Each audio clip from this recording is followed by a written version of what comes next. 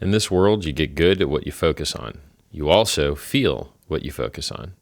So no matter what's going on in your life, if you are focused on things that are happening in the world that are nice, you're going to feel okay. And if you're focused on things that are not nice and they're always available, you're going to feel not okay. So I like to think of your body kind of like a crystal. And I like to think of the things that you can focus on kind of like different colors of light. And so you can set up the colors however you like. Let's say you call happy green, for instance. So when your little crystal self looks at the happy green things, you become green yourself. And when your crystal self looks at things that, let's say, sucked, maybe really dark purple is your suck color, well, then you're also going to appear to others as something that slightly sucks.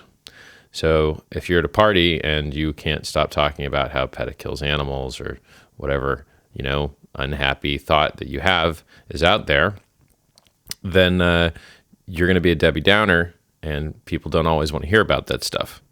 So thinking about the things in the world that suck, you basically only do it for long enough to come up with a plan to counteract it. Or if you can't come up with a plan, maybe you don't think about it that often at all, right?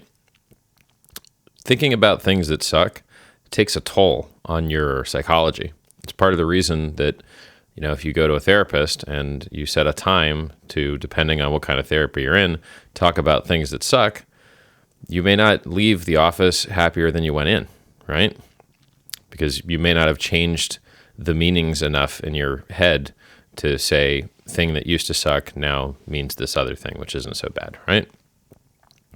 So you really got to control what you focus on. In this life, you're going to get good at what you focus on. You're going to feel what you focus on.